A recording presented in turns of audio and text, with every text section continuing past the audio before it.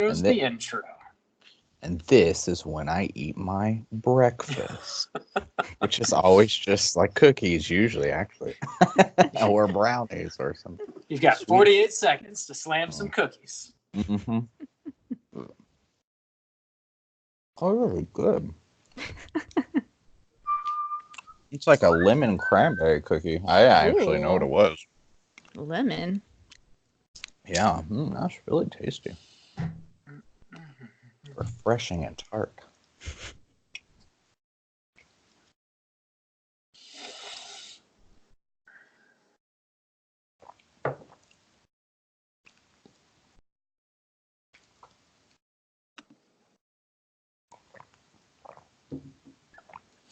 What up, nerds? Welcome to another rabid episode of Straight Chilling. My name is Bob, and I'll be your host for the evening.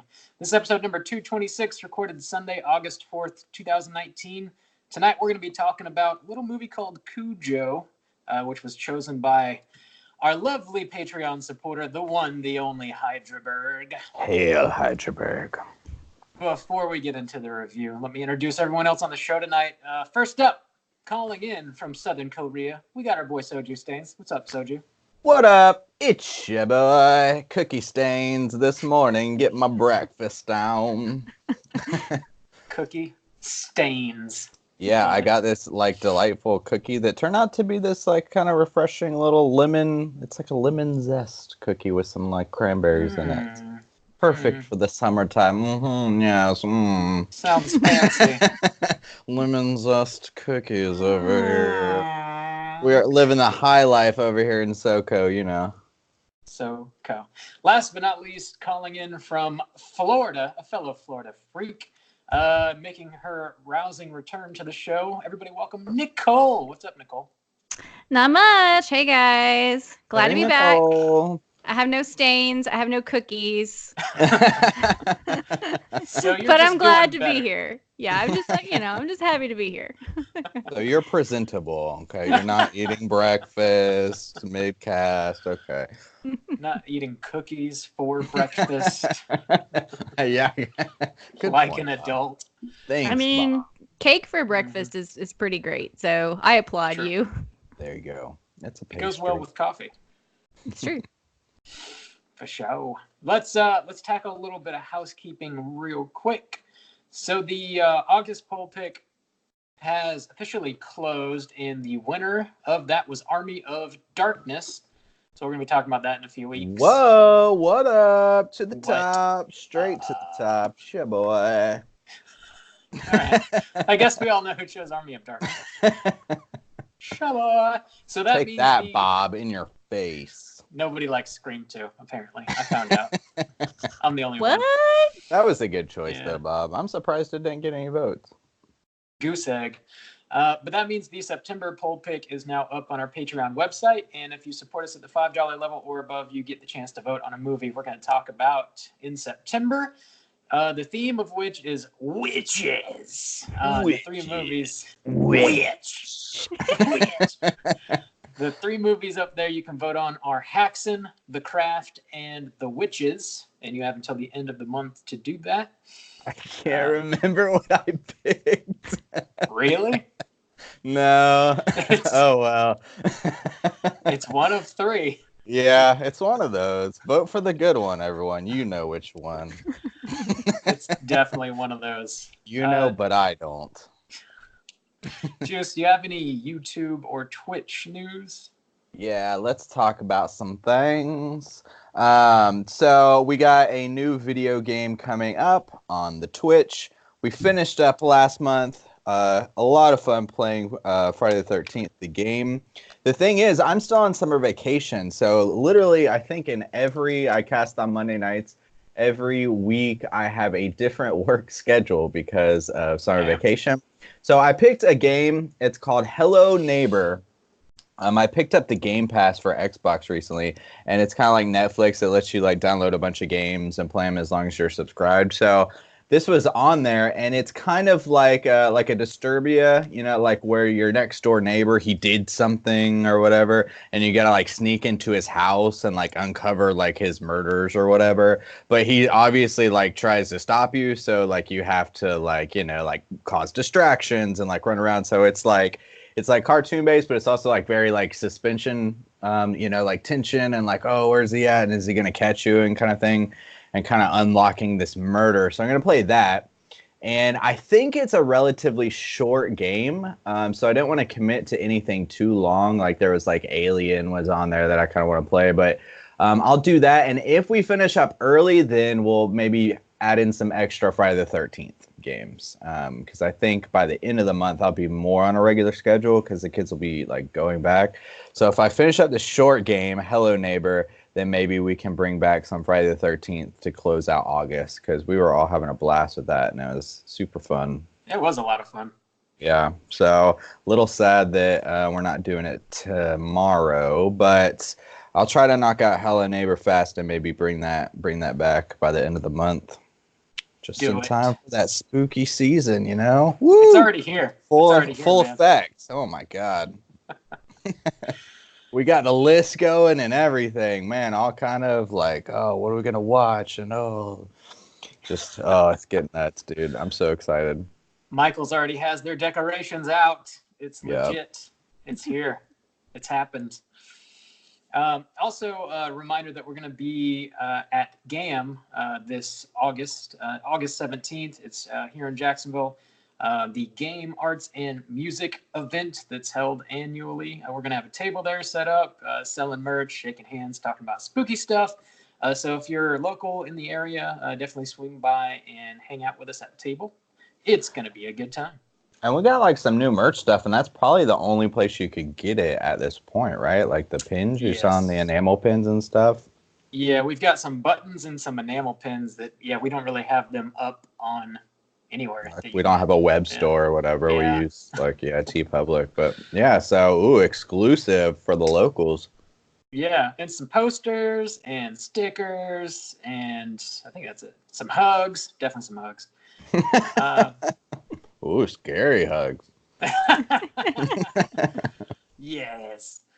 So come hang out. But that's pretty much it for housekeeping. Let's go ahead and talk about what we've been watching this week. Juice, what you been watching? So I actually haven't been watching a whole lot, but I did get that Game Pass for Xbox. So I was going through the games, and one of them caught my eye, and it's this game that I've really been enjoying. It's called Hue.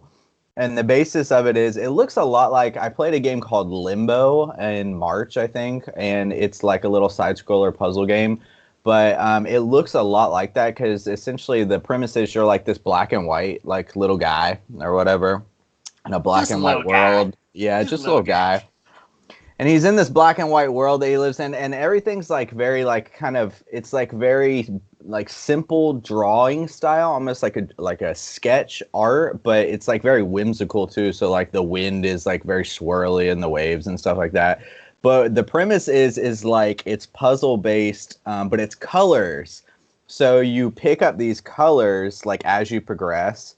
And like blue, like blue and orange and stuff like that. And you change the color of the background to like unlock new items and stuff like that. So maybe if you're like, it's kind of hard to describe, but like, you might walk in and there's like it's all black and white, but there's like a brick wall and it's blue colored. But if you change the sky to blue, then it disappears and you can like walk through the wall or whatever. But you have like a ton of like, you can unlock, like I have pink and purple and orange right now. And then music behind it and like the narration, it's like this lovely like British lady like talking, or it's like one of the most like peaceful, like aesthetically pleasing games like I play. Like it's just like so, just the music is so relaxing, and the shades of colors that they choose and you like change the sky, it's just like just really peaceful. So I've like really been enjoying that game. It's just a fun little, nothing like too stressful or anything. Just a fun, really like little game that I've really been enjoying. It's called Hugh. It's the name of the kid. Like his name is Hugh, which is, precious, of course. So yeah, I don't know. I've really been enjoying that. It's like been a nice little way to spend some extra time this week. Hello, love. It's a Yeah. wee little you, ain't it? Collecting all the colours of the Rob, rainbow. that's so delightful. Cool. But yeah, that's about it. I don't think I've like hardly watched anything. I watched a couple more episodes of maybe like Fresh Prince, but nothing crazy. That hit new TV sitcom. Yeah, you heard of it? This up and comer Will Schmidt. I don't Yeah. know if you know him. William Schmitty. Yeah. I've heard of Hardcore. him. Hardcore. Yeah. Frightening. Hey, Nicole, what have you been watching? Well, I actually haven't been watching much horror.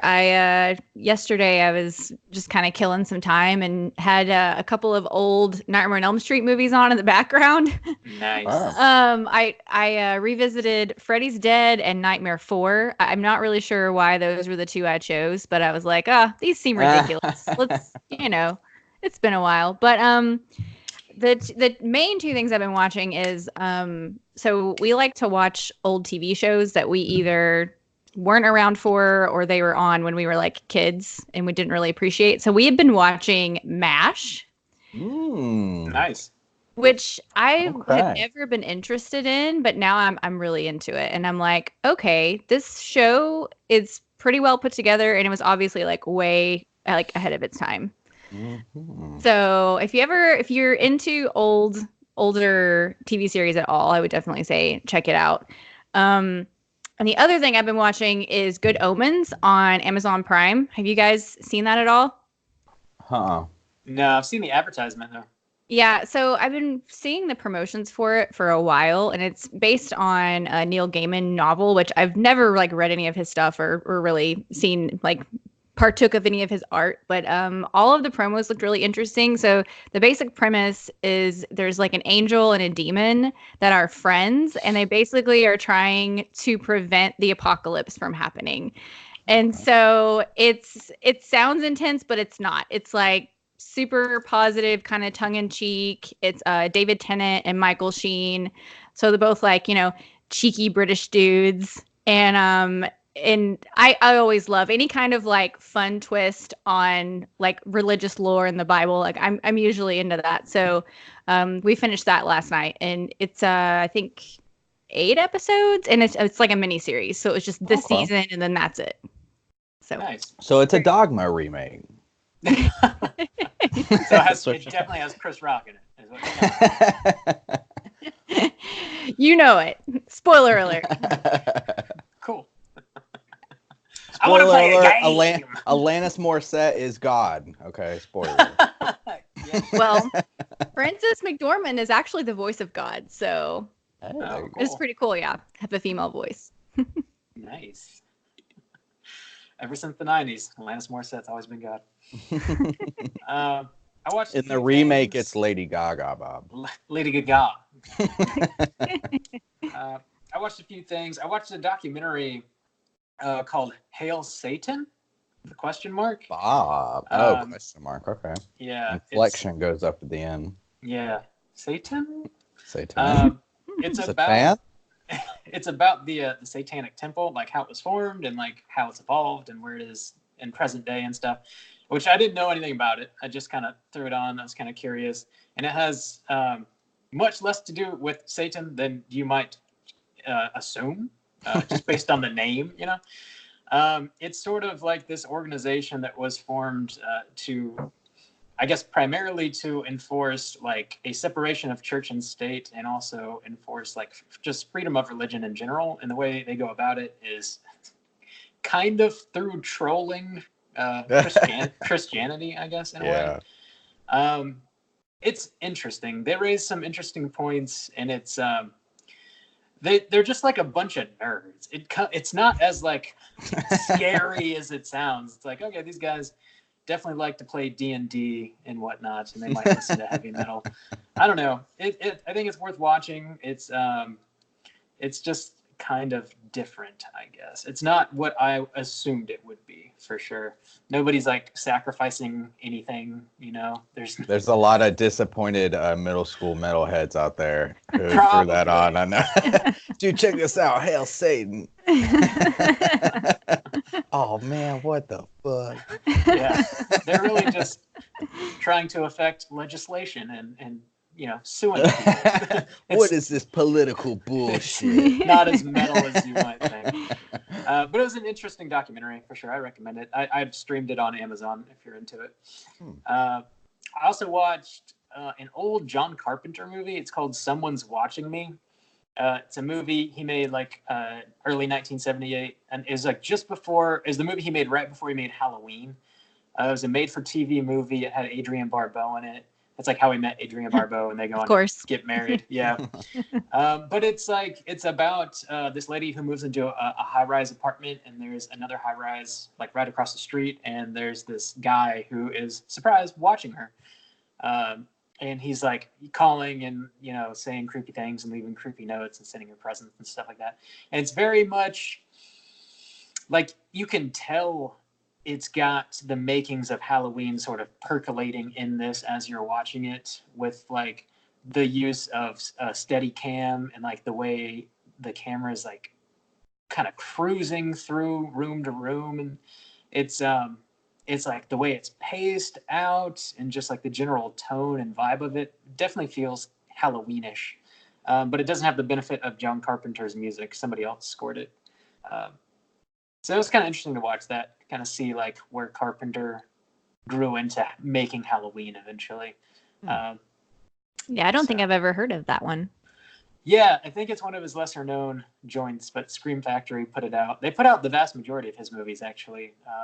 But I've been wanting to watch like all of his stuff. I realized that I'd only seen maybe half the movies he had made, like all the bigger named ones. I was like, you know, I kind of want to watch the rest, see what else he's done. So I'm going to do that. Yeah, that's a new clutch for your jet ski, Bob. There you go. We can get into it, but I almost rode on a jet ski today. But you couldn't afford it because you bought Carpenter's catalog. That's exactly correct.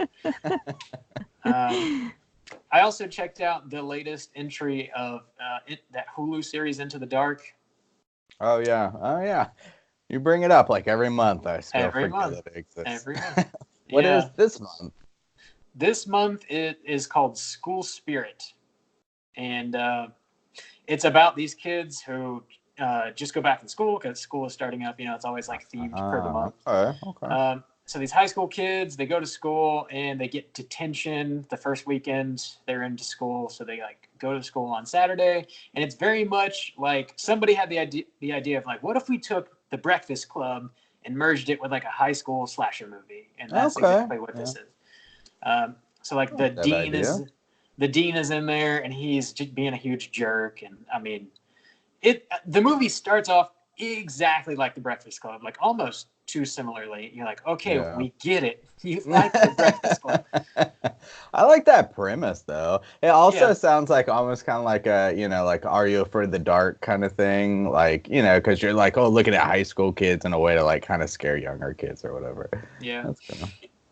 But yeah, somebody's dressed up as the high school mascot and starts killing them one by one. So that's pretty cool. It's a solid entry. The ending is a little bit whack, but other than that, I enjoyed it. All right. Yeah. I really like that premise. Yeah, it's one of the upper tier Into the Dark installments for sure. Mm-hmm. And we've got one left, like September, and then after that, I guess we'll see if they renew it for another year or not. Okay. Yeah, that'll be number 12. Yeah. We'll see. But that's what I've been watching. Cool. That's it. Let's get into the main event and talk about Cujo. The old Cujo. Cujo Magooge. Let's start off with the back of the box here. So Cujo from 1983 was directed by Louis Teague, and the synopsis is as follows. Cujo, a friendly Saint Bernard, contracts rabies and conducts a reign of terror on a small American town. Thank you, IMDb. Kind of. That was it, huh? Really just on his own backyard. Yeah, Like, really. Yeah. Not a on a town. The whole town. town. The entire town. Yeah, it's really just like one house. Yeah. His own Yeah. backyard. Marketing. The whole town gets eaten alive. So yeah, it's 1983 was written by Stephen King, based on a novel written by Stephen King, starring Dee Wallace, Daniel Hugh Kelly. Had you guys seen this movie before? And would you recommend people check it out? And have you guys read the book too? I have not read the book. I don't know if you guys have. Nicole, do you want to kick us off? Oh, there it is. You too. Yes. For everyone watching at home, I Yeah, have my first edition Cujo next to me. Hey, there you go. So yeah, you'll have to tell me whether or not you want me to talk about the book or not, because with Stephen King, when I've read it and seen it, sometimes it gets a little blurry. I had to go back and rewatch the movie just to make sure I knew which was which. Okay. But I definitely watched Cujo when I was a kid, and I remember thinking it was lame because it was one of those. Yeah, it was one of those like your friends would talk about, like, "Oh, have you seen this Cujo? It's so scary." And then just sort of forgot about it. And then I read the book like probably less than a year ago. And the book, I didn't expect it to be anything special. It's really good. It's okay. It's very good. And so after I read the book, I was like, well, I need to go back and watch this again because my memory of it's not great, but I was a kid. So rewatched it again, like probably less than a year ago, and liked it more, but still, of course, sound like a broken record. Didn't like it as much as the book, you know. Sure, yeah. I think I would recommend it though. I mean, I think it's one of those that like every horror fan kind of needs to see. And if you're also a Stephen King fan, then you know you got to do it. I mean, there are so many horrible Stephen King adaptations. Like this one is at least decent. It's not ridiculous like some of them are. Yeah, and I think if there are certain like differences between the book and the movie, or just anything you want to mention about having read the book, definitely mention it. Actually, yeah, please talk about it. Okay. Yeah, to know the differences. I will do. Sweet. Juice, what about you? Yeah, I'm a little surprised, honestly, because it is like I feel like I've never seen Cujo before, but Cujo has this infamousy, like I've heard of Cujo. I know of like the general premise and everything like that, and it feels like that name like does just like kind of, I don't know. I feel like it holds a lot of weight, and I was kind of surprised once I actually watched it. I was like, "This is the movie." Like it's just kind of known. Like I don't know. I feel like that weight. I'm like kind of confused about where it comes from, or how it's gotten. Like I don't know. I'm like you were underwhelmed. Well, yeah, I'm just like, because I'm trying to think about myself, like, why do I know of Cujo and like how and like, so, and I can't really answer that question, honestly. Like, I don't know at what point I became familiar with the name Cujo and like just the general premise, but I've definitely like never seen this before. And it is one of those like movies and names and like books that just like kind of like, I feel like a lot of people like are aware of. So, yeah, the thing about it is like, once I realized like what the actual, well, like getting into the movie, once I realized, I was like, I don't feel like this is horror to me. Especially like kind of from like, oh, it's a Stephen King novel. So that's why I want to know like more about the book. Cause I was like, this is like an adult, like Old Yeller. I was just like, it wasn't like horrifying to me.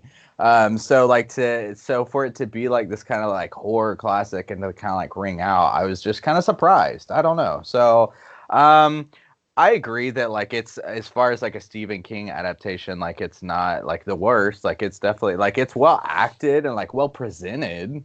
I was just kind of like surprised myself personally, having never seen the movie. I was like, oh, this is it. So okay, so I don't know. I mean, like I wouldn't sway anybody from watching it, but I was definitely underwhelmed on my first watch. Yeah. This is one of those movies that everybody knows about because like the term Cujo is just like so deeply ingrained in American culture because like anytime you see a dog that like growls a little bit, you're like, oh, it's damn Cujo, man. Just everybody kind of throws that around. So yeah, it kind of, I think the name does ring out. It's sort of like its reputation precedes it for sure in that way. But it's definitely one that I had never seen before either, and it's okay. I think it's sort of like middle of the road as far as Stephen King movie adaptations go. It has some problems, but it definitely like does some stuff right. Specifically, I think towards the end of the movie when you actually get into the Cujo part, when like finally you get the Cujo, you're like, oh, man, okay, cool. So yeah, I'd give it like a light recommendation for sure. But we can get into all the specifics and whatnot in a minute. So yeah, I'll drop that spoiler warning. Here we go. All right, Cujo. Yeah, so I don't know why, but like I was so surprised to just realize like, oh, this is a movie about a dog that gets rabies. Yes. Like I don't know why that was so surprising or felt so underwhelming to me. You didn't know that? Like not particularly. Like I knew it was about like a wild dog that like killed people. Like so I knew it was that. But the first scene is this dog and he's like chasing a rabbit and he chases it kind of down in this like little hole cave or whatever, and he like gets his head kind of caught in the hole. And it's like the thing is, this is like a Saint Bernard, and he's so adorable. Oh, I know. Damn adorable. Even when they try to like fuck him up real bad, like I feel like I'm just like, oh, buddy, like I just like want to rub his like big old face. Really? Because like the first scene, he like sticks his like goofy ass head into the hole, and it's like kind of stuck. And then the bat, there's like a bat in the hole, and it like bites him on the nose. Yeah. And then, like, the bite just kind of gets worse. And I just, like, felt bad for the guy. He's like, just trying to have a good day, chasing those rabbits. The little guy. And well, you know what's worse? So, I'm going to be saying this a lot. But in the book, you you get, like, little pieces of narration that are, like what he's saying. And so that makes it even worse because like he has thoughts about like the man and the boy, and like whenever he starts to experience like the effects of the bite, it describes how he's like in pain and he doesn't understand why he's angry. So you get thoughts from the dog in the book. Is the book written from the dog's perspective? No, there's just like little excerpts here and there where you just sort of get like his perspective. That's super sad. It really is. Really sad. Like the book in general, just like I think the reason why it's so good is like pretty much the same events happen, except there's one big difference at the end, and we'll talk about that later. But like all the same events happen, but Stephen King is a master of characters, and so it goes really deep into kind of like all these different families. So you have like the main family, the Trenton family, with the little boy, and then you have Cujo's family, basically, and you get to know all about that family situation and its horribleness, and then how if like it sets up, there are so many like little mishaps that happen, and if just like one person had made a different decision or had like checked on the house at the right time or had like answered the phone at the right time, like if just one little thing would have been different, like this whole tragedy could have been avoided basically.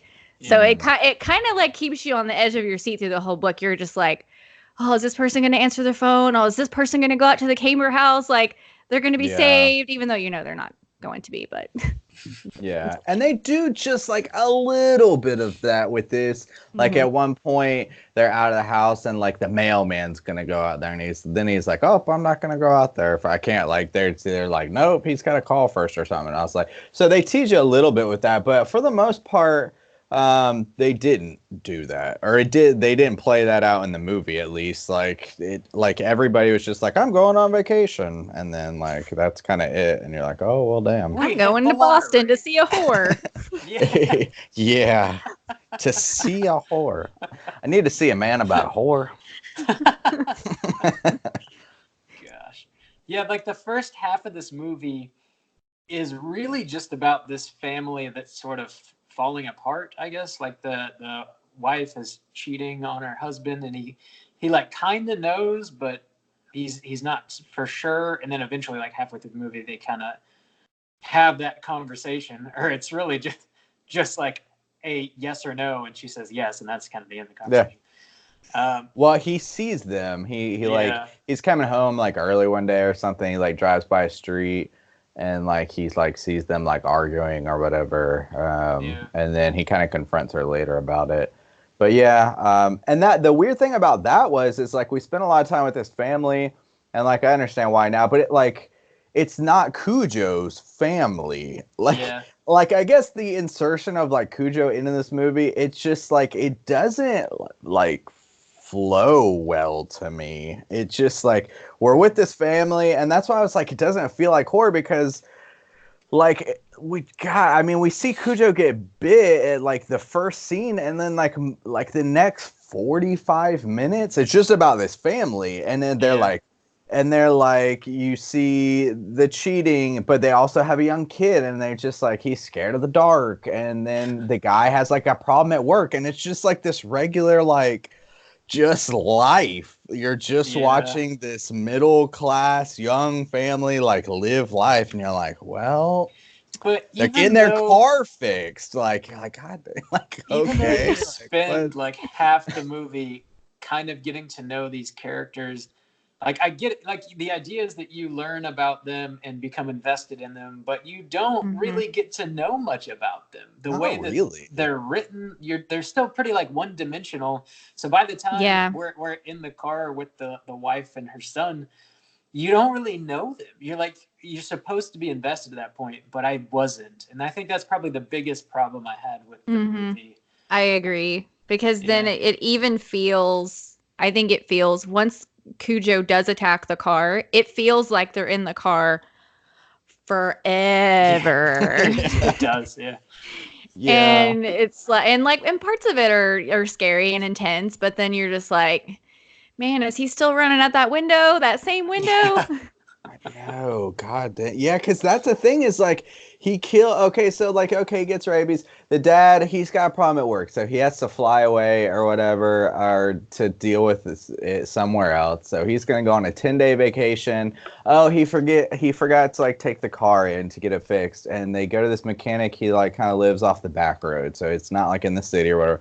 So okay, the wife's gotta drive the car out there. Well, it just so happens that the mechanic they won the lottery, so his wife and her kid also leave, and before like the mechanic gets a chance to leave, he gets like killed by Cujo. So like two people die from Cujo, the guy and his friend, the mechanic farmer guy. He kills two cops, doesn't he?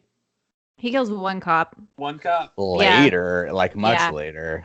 Not at the beginning. I thought you were just talking about total kills. Oh, no. Just like leading up to the story. So like what? So he like, okay, the dog finally starts to go wild. He kills the people. I'm just like the situation that they're in. So, the lady, her husband forgot to take the car in. So she's got to take the car in. She doesn't know they're like supposed to go on vacation or whatever. She takes the car in. Of course, the car breaks down because it's broken. But the guy's dead. The dog attacks the car. The woman and her kids just sit in the car. They sit in the car while it's attacked by a dog. Sometimes, like, there's one time where the phone rings and the dog, like, starts going crazy. So he actually, like, attacks the car. So he, like, rams himself into the car and, like, dents the door. And then he kind of, like, shatters one of the windows, but not to a point where he can get in. It's just, like, broken. And so they're scared. And the biggest thing about this, too, is not only are they sitting in the car, but it's a woman who we've already been shown is like kind of a piece of shit. She's cheating on her husband and shit like that. And she's not like a super like likable character. So it's her.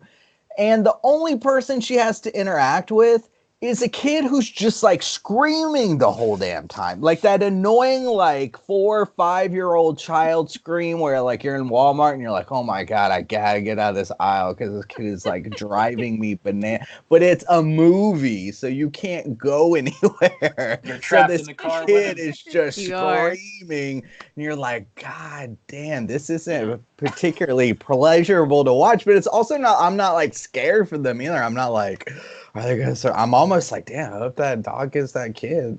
Oh my gosh. Yeah, well, and I think this is where, the book is able to like delve into territory that a film just can't, or this one didn't anyway. And that's that I think that Donna, the mom, in the book, you do definitely feel more for her because you've been with her character. So you understand like why she cheated on her husband and like what she's going through and all of that. And then but even more important is that like when they're in the car, because I feel like in the movie, you keep thinking like, you could go, like there's an opportunity to go. Like, why aren't you going? And in the book, he does a really great job of like putting you in her mindset where she sees some opportunities and she really wants to like take the chance and like go run to the door when there's like a tiny distraction. But then she thinks, but what if it doesn't work? And he gets in the car and eats my child? Or what if it doesn't work and he gets me and then Tad is left all alone out here? So it's like a real struggle where like she wants to do what like you would probably do, but then she's so worried about what might happen to her kid if she makes the wrong decision that she's just kind of like paralyzed in this car, which I think the film does that a little bit. But having the benefit of, having read the book, I think just like sort of adds that a little bit of extra layer that helps you understand like why she doesn't ever take a chance. Yeah, and that would be like if you're reading like her mind perspective, because you do get like a little bit of that, because you understand like, because she does try to take a chance at one point and she gets like her leg bitten or whatever, and she like barely gets, or the dog gets in the car and she is able to like get him out or whatever, and so you're like, oh damn, like yeah, that kid, he'd be eaten up real quick. But it's just not. Like, they try to add this aspect, too, where the kid, like, starts to have, like, seizures, and I'm like, I guess it's just, like, dehydration, because they're stuck in the car for, I guess, so hot. a couple of days, because, like, when the husband comes home, he's been like, hey, she hasn't been answering the phone for, like, 2 days or something like that, so I'm like, okay, they've been there for a while, but then, like, he starts having seizures, and I'm like, what? Like, I guess the urgency just, you didn't feel it in the movie. It really just feels like they're sitting in the car. Yeah, and they are. I think at that point, so it's pretty effective to me. Like the rabid dog comes off like terrifying. It's like so gross looking with like the pus and the blood and just like the dirty matted fur, and it's massive. This freaking dog is like 160 pounds or so. Like, it's a big old dog. So, like, that really comes off well. I think they did that well. You're just not super scared for the characters because you're not invested in them, really. And that's a hard thing to do, though. It seems like, the way you described the book would definitely get you in the car with them and, like, really feel the situation more. But it's hard to do all that inner monologue stuff in a movie. That's like, it's one of those things. I don't know if you guys have seen Gerald's Game, the Netflix movie. It was an adaptation. I still haven't. You always talk about it. It's good, man. They do that so well. They get you in that character's head, and it's just her, and she's like, handcuffed to a bed for the whole movie. It's just her, but it's very psychological, and you get all up in her brain, and it makes the movie work. But I think that would be difficult to do in this situation, but there's probably a way to do it that someone smarter than me could figure it out, See, I'm kind of on the opposite end of you. I actually didn't find the dog terrifying. And still, like, what it made me think of? Because we were just talking about, like, last week, I think.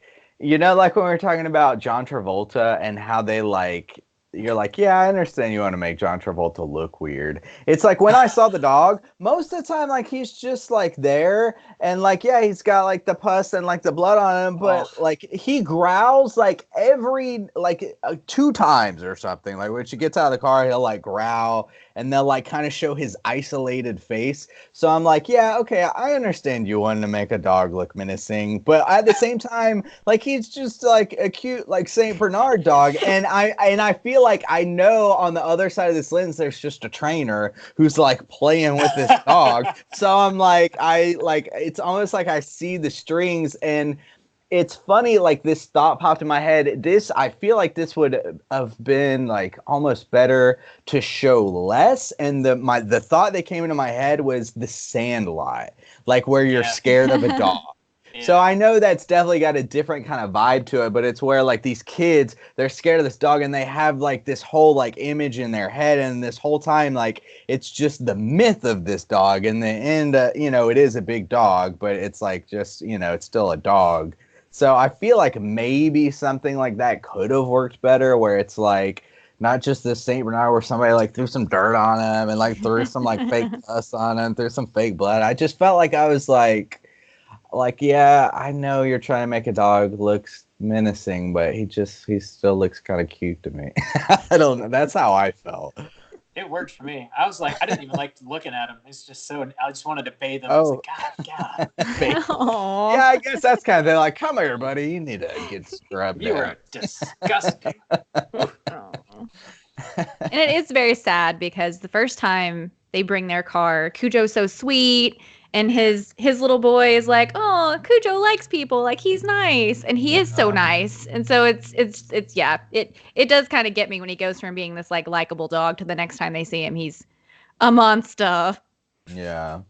And I guess that could be the other thing that like I felt like, and I know you're going off a book, and it's like 83 too, so it's really taboo. But like when the kid first sees Cujo, he sees him like in the fog or whatever before he's even killing anybody. It's like where he turns, and I was like, oh my God, like if he ate that kid, like if the kid, like God, how terrible would you feel if he ate the kid? But he doesn't eat the kid. Yeah. So I was just like, he eats the shitty farmer, and he eats the shitty farmer's friend, and then he kills a cop who like strolls up. That's it, dude. Like there's no like I'm like, oh, I'm glad that dude's kind of dead. Like, and he's kind of dead. And then he bites the chick's leg, and then. I just like, there's nothing, like if he killed the kid, like if he mauled a kid, then I'd be like, oh shit, like that's horrifying. But yeah, I do feel like they could have, they definitely could have upped the gore factor, and that would have probably helped a little bit. The sheriff, whenever he dies in the book, like it basically like talks about his like, she watches the dog like rip out his like intestines and stuff. There's like entrails and blood and So I feel like that would have been cool. We could have seen some of that. I don't know. Damn. Yeah. Like, the characters in this movie are like not likable. So you got the kid who's pretty innocent. He's just kind of like scared of monsters, and that's like the kid's deal. That's all he really does. And then you've got the dad, who I guess is more or less a normal dad. And then everybody else is like kind of shitty. So when they die, you're like, well, I'm kind of glad I don't have to deal with that character anymore. If they're dead, that's nice. But I do like, as far as the dad goes, there's this weird like B plot. And I guess he works for like an ad agency of some sort. Yes. And they get this account for this company called Sharp Cereal, and the cereal is like dyed red with this red food dye, and it's making these kids like shit and pee red because of the red food. So the parents are like freaking out, thinking their kids are like pissing and shitting blood and stuff. So that's why he has to like go away on business to go like have a meeting to like try and come up with some ad campaign. Gotta save the Sharp account. Gotta save, the Sharp account. Oh God, you're shitting blood. That's heinous. Was that that shit was cracking me up? Was that in the book at all? Yes, it is. That's all in there. And so I'm a graphic designer, and I work largely with advertising agencies. So that whole thing in both the book and the movie, like all of that, like hit home for me because Yeah, the slightest thing goes wrong, and I mean, clients are up in arms. It's all hands on deck. It's show up at the office on the weekend, patch it back together, you know. So I definitely am all about that. But I mean, in the book, it goes into more detail of all of that, and you get to know like his relationship with his business partner, and so like that's all, you know, better in the book. But I don't know. I even in the movie, I kind of liked that weird, ridiculous detail. And there's a little like mini chapter in the book where, and I didn't know what it was at first because I didn't remember that whole section from watching the movie when I was a kid. So there's this chapter, and this woman, her kid's like screaming at her from the bathroom, and this woman walks in, and it's just this really horrible description of like, you know, what she sees in the toilet, and that's the end of the chapter. And I'm like, what does this have to do with the dog? Like, what is this? And then later, yeah, and then later it comes back and tells the whole story about the ad campaign. But it's just one little standalone chapter that you're just like, I don't know what's happening. What is happening? That shit was cracking me up because at first you see the commercial for the cereal, and it's very bizarre, and you're like, why are they spending so much time with this commercial that it has nothing to do with a dog? And then you find out the dad like wrote that character and like is really proud of it, and it's just kind of bizarre. And I guess it does like bring you into the family a little bit, but you're still like not that invested in the dad. You're just kind of like, it really more than anything gives the dad a reason to leave. It really is just like a plot point to get everybody away so that a woman could be trapped in the car with her kid. Although I do really love when Tad is afraid of the monster in his closet, that they do the monster words, and then his dad leaves him the monster words when he goes on business. I thought that was really sweet. And then when they're stuck in the car and Tad's like, it's the monster from my closet. Like, I thought that was all done really well. Yeah. And right. I guess that's the thing too, is like the kid's relationship with the dad seems much better. So like when he's stuck in the car with the mom, like she's like not as good with him. So you're just like, oh man, this is kind of a rough duo. Like she's basically like depressed, disgruntled housewife, you know, who's like feeling like, I don't have any other purpose in life. So I think that's why she cheats. That's why she doesn't seem as close to her kid. Because I think she's just like, I don't know who I am and what I'm supposed to be doing. I'm out here on this stupid farm with this stupid car that's broken down when my kid is complaining. You know?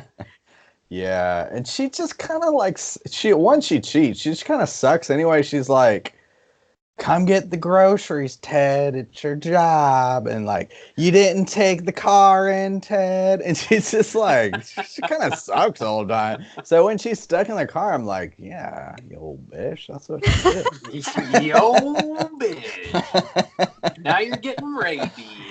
Oh, no. Yeah, that lady's probably pretty screwed. Like, if you get rabies, which she got, because the dog had rabies and bit her leg, right? You pretty much are as good as dead, right? Like, if you get rabies, you are screwed. They can treat. They can treat you. I think if it goes untreated, you're screwed. Yeah. I think there's like a window. Like, it's got to be pretty quick. Right. Like, I think so. It's a big problem if you get rabies. I don't think it's like immediate though. It's not like you've got 12 hours. I don't think so. I think they could. I think it sucks. I think you have to get shots like in your stomach or something. So I don't think it's like pleasant, but I think they can deal with it. But I'm no man. We need call into Hotline Scream, all you medical, all the doctors. Here you go. So it's you're pretty much as good as dead unless what I'm reading is wrong. But it says until recently, being bitten by a rabid animal was a death sentence. Even now, we can only prevent the disease, not treat it. Once symptoms appear, rabies is almost always fatal.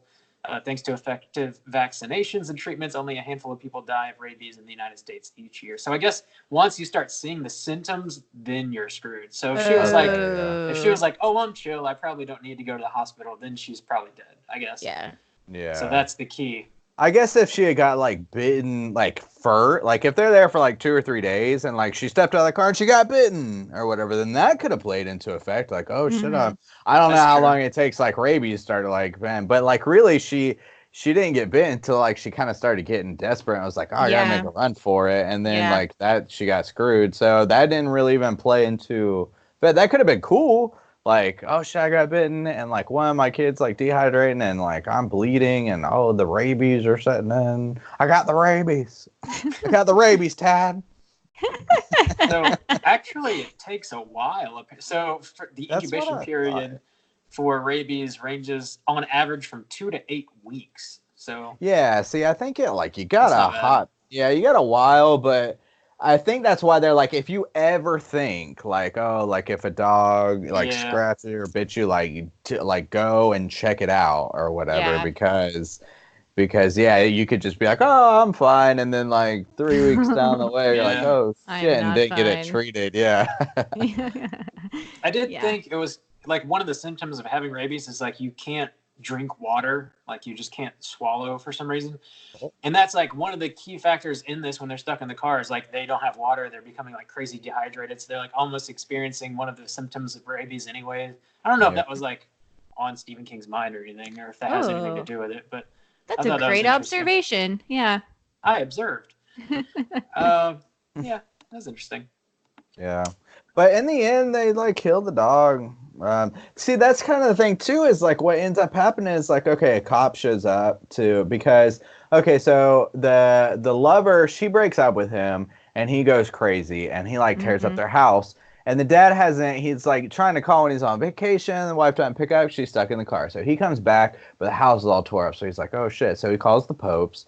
And so they start listing off all of it like, oh, okay, the car is not here. Well, she probably took it to a mechanic. So Pope drives out to the house. Pope gets tore up. So the lady at this point is like, the kid. He drops the gun immediately. The kid starts to have a seizure. So like the woman, she has to do something at this point. So she just kind of like makes a run. So I guess what the kind of like disappointing thing too, it all culminates into like she has to make a run for it and she ends up killing the dog. Like she gets a baseball bat, she breaks it on the dog and then like stabs the dog with the broken wood, and then like she thinks it's dead. She goes to like use the phone in the house or something.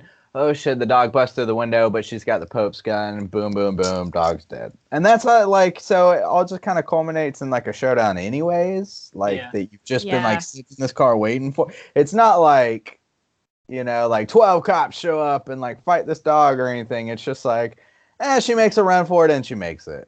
Well, I do think it's important though that like she's ultimately the one to dispatch to the dog, especially because we've been in there with her in that car. Yeah. We want her to get out of the car. We've been wanting her to like do something, and she finally is so desperate that she's like, "Screw it, I am going to end this." And I love that she beats him with a bat. So I'm glad the cops didn't show up. I mean, her husband showed up at just the right time, but I am glad that she did it herself.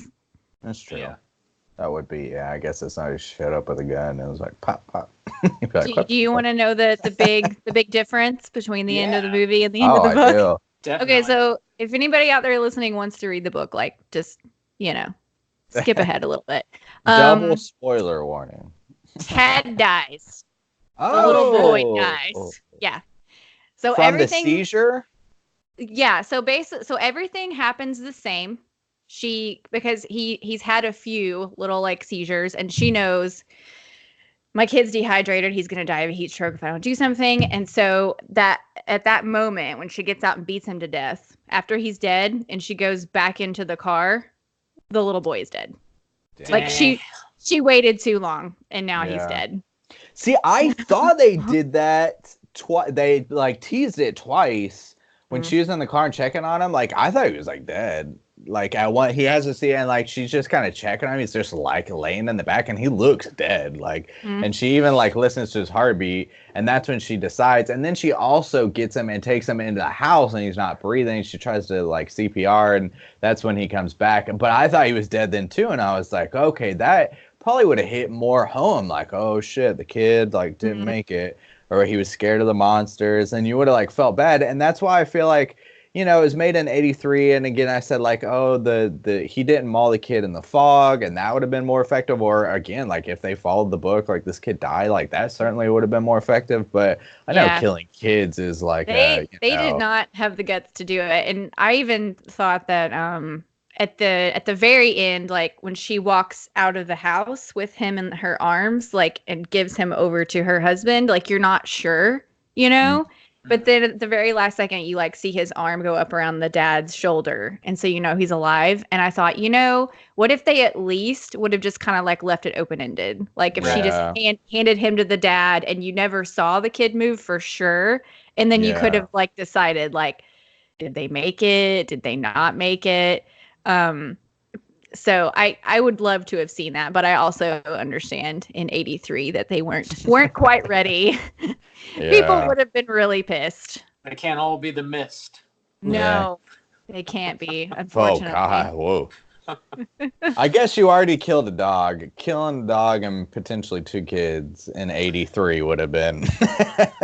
Yeah, that's true, man. Usually, animals and dogs, or dogs and kids rather, like don't kill those, because that's like crossing the line. But in this situation, the dog is like the villain, and you're like, oh shit, it's terrifying. Or at least I thought it was. I will say this though, as far as like terrifying and like the truth kind of goes. So in a real life experience, one day I was out at my dad's house and he had his dog in the yard, which is like a little, like, God, I'm terrible with like dog breeds, or I don't know. It's like a smaller dog, like a Yorkie or something like that. But there was a woman like running by, and she had a pit bull on a leash or whatever. And they never had any trouble before. It was one of those moments where like the pit bull like lost like control, and it like went out and grabbed my dad's dog by the back of the neck. So we were out there, me and my dad, and then I went inside. My brother was inside too. So like 3 essentially like grown men. And we were working construction at the time. We had like steel-toed boots on, and like we got like a crowbar or something. And this is a pit bull, so smaller than like Saint Bernard or whatever. We were like beating that thing, like kicking it, because the dog, my dad's dog, was still alive, but every now and then, like it had it by the back of the neck, it would like try to shake it around or whatever. And so it had like a leash, so we were like trying to like reback. We were like kicking it and like beating it. And dude, that dog was like a tank, dude, like a tank. I mean, like 3 grown men out there, like trying to pry this dog from this other dog's like jaws. I mean, it was like, they said like it locks into it. There was no like, and it got to a point to where we had a knife and we were almost like going to kill it. And like something happened. It eventually like let go or whatever. But I mean, when it let go, the dog didn't even act like it was like fucked up. It wasn't like, or I mean, we were like rearing back and like kicking that dog like in the ribs with steel-toed boots. And I was like, he just like, after it let go, he's like totally, he was like, oh, hey, what's up, guys? What's going on? Like chilling. Insane. Dude, so I mean, I can't imagine like if a Saint Bernard really like went fucking crazy and was like trying to kill that lady, like that lady would be dead. Like she would be dead. Like, I mean, it was like, so just having firsthand, sometimes you see and you're like, oh, like but I was like, dude, I've seen a dog get beat, but with a crowbar, a much smaller dog, and like still just be like, no problem. And like wouldn't let go of the dog or anything. It was crazy. What somebody told me after the fact, they were like, pull a dog's tail or whatever, because it's like, oh shit, that's my weak spot or something like that. Or like, yeah, so like if you like pull a dog's tail, they're like, oh shit, wait, what are you doing? That's my tail. So at the end of this story, these 2 dogs were both okay. So yeah, the dog, both that's dogs. That's the craziest part. Yeah. Both live. Shit. Yeah. And we were at the point where we were about to like stab the dog, because even the lady who owned the dog was like, kill it, dude, because it was like, because the other dogs, it was so terrifying. This experience was more terrifying because the other dog was screaming. It would like shake it around, and the other dog would be like, and everybody was freaking the fuck Oh my out. gosh. And like, so it got to a point where the woman, and of course the woman was hysterical, so it's freaking us out. There's a dog screaming. There's another dog that seems rabid. There's a hysterical woman who's screaming. I'm kicking a dog in the ribs, and I feel terrible. I don't want to kick a dog in the ribs. Like, I feel like shit. Like, and then like somebody like busts out a knife, and I was just like, we're about to like stab a dog. In this moment, I'm just like, this is fucking. So just to say that I have been in an experience where I feel like that, like the terror of like, oh, a dog. No, that shit, especially this big old Saint Bernard, that shit's like big. Like that would be scary. But There's your Slack channel name, by the way. Stab a dog. Yeah, stab a dog stain. That is some wild shit. Dude, that should happen. Yeah, it was nuts. Jeez. Yep. Woo. That's why you always own Shih Tzus only. That's sure the preferred breed of my family. We had my roommate was dog sitting this weekend, and the dog was half bulldog and half Shih Tzu. So it was actually like a bullshit breed. Freaking adorable. The cutest puppy. Oh my god. That sounds nuts. It was like, it looked like a normal Shih Tzu. It was a little bit smaller than an average Shih Tzu, but its front legs were all like beefed out like a bulldog's legs. But the rest of it was like a normal Shih Tzu. It was really funny looking. It's this tiny little thing with like just beefy front legs. It was adorable. She's awesome. Anyway, yeah, that dog didn't maul anything or get mauled. So good weekend. Good way to end with a happy story there. Yeah. So is there anything else you guys want to touch on regarding this movie before we rate it? Oh, good. I mean, we gonna talk about cooters? Oh, we will. We'll get it. Okay.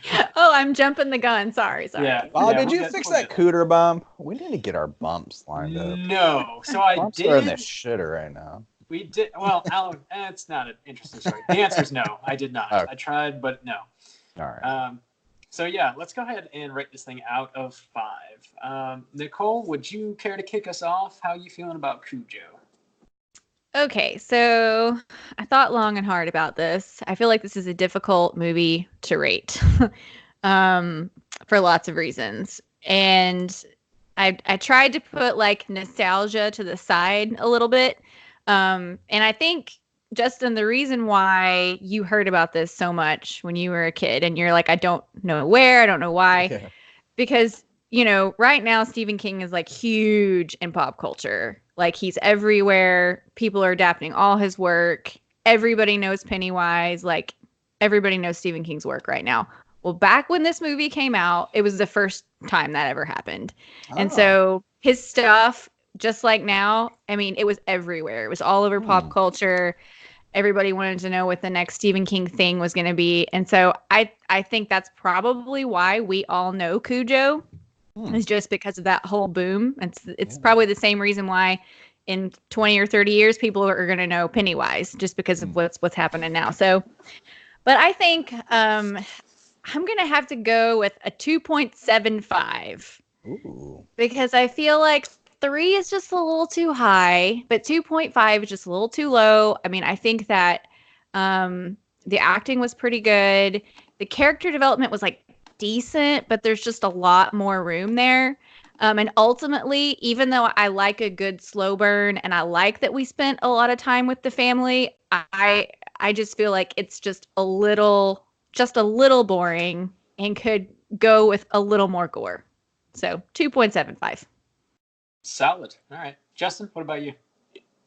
Yeah, it's hard to rate this because, again, by the end of it, I was like, I don't feel like that was horror. Like 2 people died, and that wasn't, or 3 people died. There wasn't a lot of gore, and there wasn't a lot of tension for me. But it was like well acted, and like the story was like interesting enough, like, you know, the family dynamics and stuff like that. But by the end of it, I was like, oh, that's a horror classic. Like, oh damn, like even like I didn't feel like there was a lot of like score behind it. I know, like, you know, you have other animal films like, you know, Jaws, of course, where the score like really ramps it up and stuff, and there's some like really tense scenes, but I just didn't feel that with this movie. By the end of it, I was like, that's, like I said, kind of like an old Yeller for adults, I guess. Where just like the shittiest people or a no-name cop dies. So I didn't like really feel a lot about it anyways. But so it's hard because, you know, like I think it's well acted. I was just kind of bored, honestly. I was just kind of bored with it. I think I'm gonna give it 2 star. All right. Yeah, I mean, I largely agree with everything you guys said. It's kind of boring in the first half, and I get what they're trying to do, but it's just not. I don't think they really land it. And also, like, once you get to the car, it's like the dog stuff freaked me out personally, but it's still like not ultimately that satisfying, because you're not invested in the characters the way you want to be. And I think what they did with the dog was very limited. It just sort of it doesn't stick the landing really in any way fully. I don't feel. But I think the like makeup on the dog was good. The little kid did a good job. The weird B story with the cereal was hilarious to me. I don't know. I got a kick out of that. But yeah, it's just there's really hardly any likable characters, and it's just sort of generally flat. I guess they kind of need to amp up everything in a way, I guess. But it's not like a terrible movie. It's not like one that you should avoid, I don't think. So I'm gonna give it kind of like right down the middle. I'm gonna give it a 2.5. It's just sort of like a medium okay movie. It's not incredible. It's not the worst thing I've ever seen by any means. But that's going to put our aggregate at a 2.42, which isn't bad. Justin, let's go ahead and get into our Rotten Tomatoes segment there and see what the critics and users think about Cujo. All right. Take it away. All right, so let's get into it. We're going to go around the table and we're going to see who can guess closest to the Rotten Tomatoes score. We're going to start first with the critic score, low sample size on this one. Total count, 36 critics rated Cujo from 1983, so we always like to let our guests go first. Nicole, will you please kick us off? What do you think the 36 critics rated Cujo? Oh, Lord. It's hard. This one, yeah, the older films, especially the classics, they're tough, especially with such a small sample size. Okay, well, I'm just going to go with the first thing that popped into my head. I'm going to say 60. All right, 60. All right, Robert, what do you think? I'm going to go lower, I think, and say 50. 50? Okay. Yeah. Wow, Nicole almost nailed it on the mark. 61% on the Rotten Tomato score. So it's not certified fresh. It is barely fresh, I guess. I think 60 is the cutoff. But yeah, it is fresh. The critic consensus is, and this is, damn, I want to make sure I read this right because it seems a little harsh. Okay, the critic consensus is, Cujo is artless work, punctuated with moments of high canine gore and one wild D. Wallace performance. I was like, damn, Cujo is artless work. That seems overly harsh. Yeah. Damn. Especially for something that's like fresh. I was like, okay, wait a second. But no, yeah, Cujo is artless work punctuated with moments of high canine gore and one wild D. Wallace performance. There wasn't even a lot of gore. Like, there was, like, really. Even the 3 deaths we got, like, he didn't, like, rip anybody's throat out, really, or anything. Like, I mean, he just, like, kind of mauled them a little bit, and then they were bloody. Just a little bit. I mean, Yeah, but no, there wasn't even anything that made, there wasn't like a gargling scream. There wasn't like somebody trying to like crawl away and like the dog like finishes him out. Like it's just like the dog wrestles with the person, they fall on the ground and they're dead. And they're kind of bloodied up. And that was it. It was just almost like if it was shot any other way, it could have looked like a dog, like somebody hugging like a Saint Bernard. Yeah. Like he just kind of hops up and like they like tussle the camera around a little bit, and then somebody falls down dead, and they sprinkle a little blood on him. Yeah, throw a little blood on him. Just sprinkle a little blood on him. He's dead. You call this art? It's artless. Artless. All right. So good job, Nicole. We are going to hop into the audience score now. OOZA ratings of 53,426 OOZAs have rated Cujo. We will reverse. Bob, kick us off. What do you think the audience rated Cujo? The Cujo. I think it'll be a little bit more favorable than the critics if I had to guess. Okay. So I'm going to go, I don't know, 65. 65. Yeah. All right. Nicole, what do you think? Well, you stole my score, so I'm Ah. gonna make the people happy and give it a 69. Whoa, straight chillin' special. People's number. Unfortunately, Dan, the straight chillin' special doesn't lose often, but you went the wrong way. The audience is not. I guess they're more in line with the straight chillin' crew. I guess for men and ladies of the people today. They are 45%, so much lower than the 61 from the critics. Yeah, so not even at the 50 mark. What was our overall, Bob? It would be, it's 2.4, so it'd be like 48. Okay, yeah, so very close to the straight chillin' crew this evening. So yeah, the audience apparently not really digging on this. These are all critic score. There's two top critics. Dan, the first two are rotten. A dull, uneventful entry in the horror genre. Cujo, no doubt, presented fewer difficulties for a novelist than it does for a movie director. There's some positive ones too, but yeah, it's just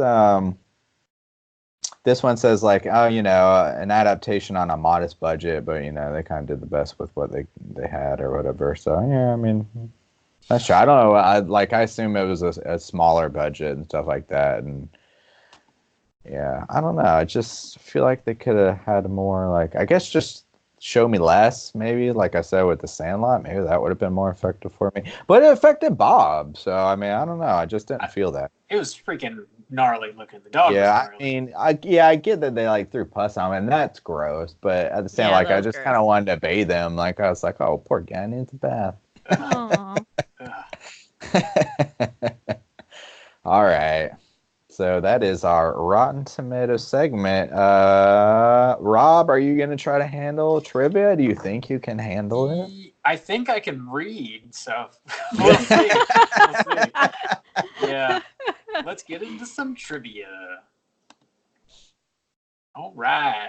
Randy bailed on us this week. Randy, yeah. He's all moving again. That man's always moving. He's on the move. For real. He's Constantly moving. Where's he moving this time? Let's get his address on here. Let's blast it out. Everybody show up at Randy's new place. Yeah, he will be in the Chicago area. So yeah, I think he's about maybe 45, like Chicago, like suburbia or something like that. Yeah, suburban Randy.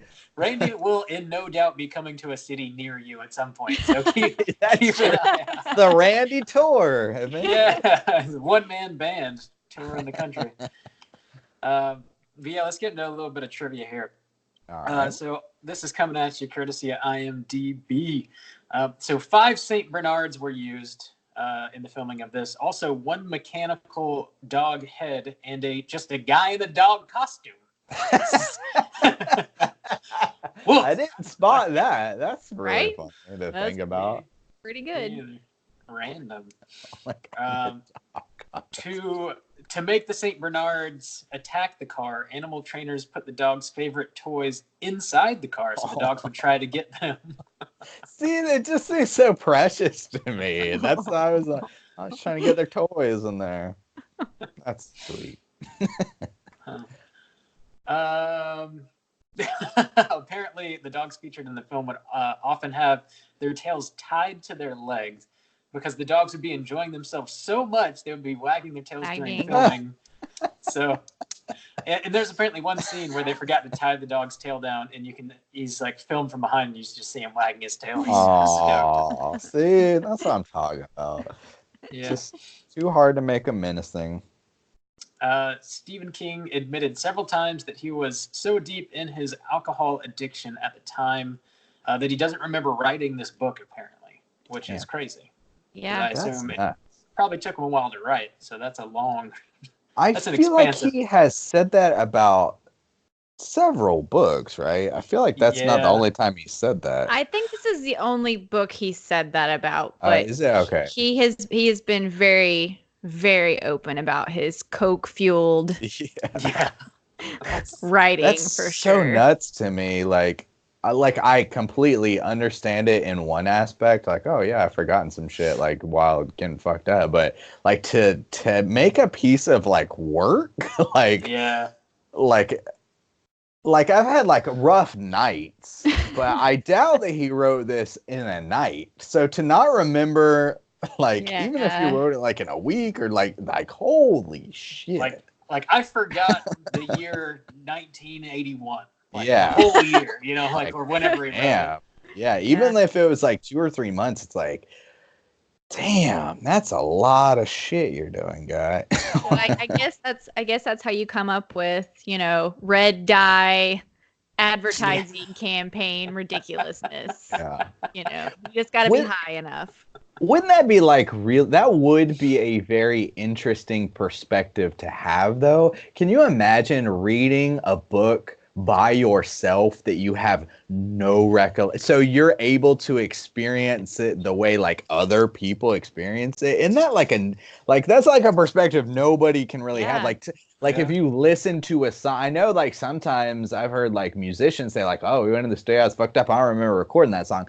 That makes a little more sense because you can do it like in a shorter amount of time if you just kind of like whip something out. But what an interesting perspective to like hear a song that you wrote but don't remember and like being able to, or like read a book that you like wrote that you don't remember. It's like, oh, that would be okay. Here you go. September 1977 to March 1981. That's how long it took to write this book. 4 years. Yeah. Jeez. But 77 to 81. Holy shit. Cocaine is a hell of a drug. I don't remember 4 years. Oh my God. And he was writing a whole bunch of other stuff at the same time. So I don't know. Yeah. So it is weird that he would make the claim that he doesn't remember writing this book when he writes multiple things at a time. So would he like go on a binge and work on this in particular? Like, who knows? Who knows? I'm only going to write Cujo when I'm completely fucked up. High as shit. Tabby, where did this other book come from? I don't know what this is. What is the Cooge? A Cooger? The hell's a Cooger? Damn, I should have gone with the Cooge stains. Damn it. Cooge stains. Missed opportunities. It's never too late. Apparently, the foam that was around Cujo's mouth was made of egg whites and sugar, which was problematic because the dogs were constantly licking the tastiness off. Everything about this is just too adorable. It's very cute.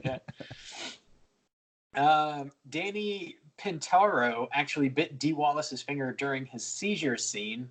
Dee's reactions in the scene were real because she was like, "What the fuck, kid?" Yeah, she was like, God damn it. Or something like, oh, fuck. That's funny. The stars Dee Wallace and Christopher Stone were actually married at the time of the filming. After the film, Dee Wallace went on record saying she hoped she'd never see another Pinto in her life, which is pretty funny. Mm-hmm. The fog in the scene where Brett encounters a sick Cujo was created by a naval fog machine. The smoke brought out the local fire department who feared the woods were burning. A naval fog? Why do they have naval fog machines? I don't know. Maybe for like testing or drills or something. Maybe. Yeah, maybe so. I guess so. Just That's wear a what I would blindfold. assume. For espionage, that's why. Espionage. I wish when you were like leading up to that, I was like hoping. I was like, I hope they say like 50 fog hogs or something like crazy. Man, with 50 fog hogs. Bob's a fog hog fiend, aren't you, Bob? You still got that classic fog hog? Yeah, I got the fog hog. Ooh, yeah, that's what I'm talking Remote about. controlled. It's from across the room, baby. That's like probably one of Bob's most prized possessions. It is.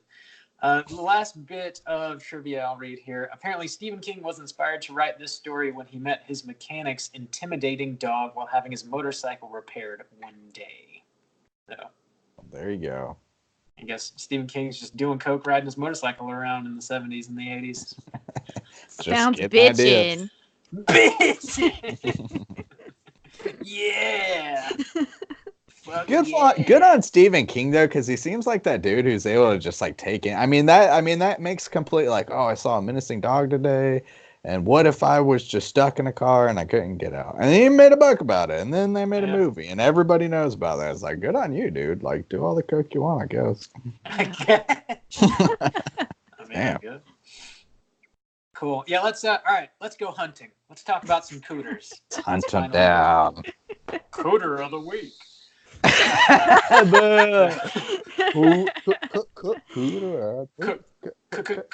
of the week. Do you have it? Cooters. At least it's better than that shitty bump. Oh my, that other bump was Sorry. like a knockoff. It was like somebody trying to rip our style. It's like straight chilling knockoff Cooter of the week. We're ripping our own shit. Cooter of the week. I mean, I guess there's like two kind of candidates that I would think. I don't know. Anybody want to go first? Nicole, you want to have a crack at it? You know, you want to bust out your handbook? You've been listening long enough. When Bob asked me if I would be on this episode, my first thought was like, man, this is a great Cooter movie. Like, hey, there you go. Like, basically everyone. You've got, so I'm going to go in order from the least to the most Cooter. Okay, we're leading up to the Cooter cake. All right. So you've got the first guy that Cujo kills, the dude that's like the friend, right? Yeah. So he's definitely a Cooter. And then you've got Joe, which is the mechanic. All right. He's definitely a Cooter. His wife, she just wants to take her son and go on a little trip. What are you gonna do for me? You know? Oh God, yeah, that dude's a piece of shit. Horrible dude, for sure. He just wants to again go to Boston, drink with his friend, go see women. Cooter for sure. Do the coot scoot boogie up in Boston. And then I think the mom, Donna, she's kind of a Cooter. Yeah. Just a little bit. But the major Cooter of this movie is her lover, Steve Kemp. That man. Oh yeah. Cooter. I think he ticks like maybe all the boxes. Like, he's just a classic Cooter. He's like, it's 83, but he's got that like 70s Cooter vibe still kicking. Like he's like, she's like, you're the stud of the town or whatever. It's like that dude, like he had his heyday in like 76, 77. He's just like stuck in that year. Yep. He's just like, teach your husband tennis and refinish your furniture. Yeah. The ladies just keep getting younger. One scene where like she goes over to his apartment and they bang it out and they're laying in his bed and he just like has the trombone laying by his bed and he just picks it up and starts playing it and wakes her up. What, playing trombone in bed? I was like, who is this person? Like, what kind of person does this? The trombone. Would you attach that to a tire, Bob? It's just like an accessory. I guess so. Yeah, I guess. Or it could be part of his. It could be part of his smug arrogance. Like, I'm so baller at the trombone that I have to play it for you while you're naked in my bed. I can reupholster your furniture and serenade you with my trombone, baby. Oh yeah. Then we'll work on your backswing. Yeah.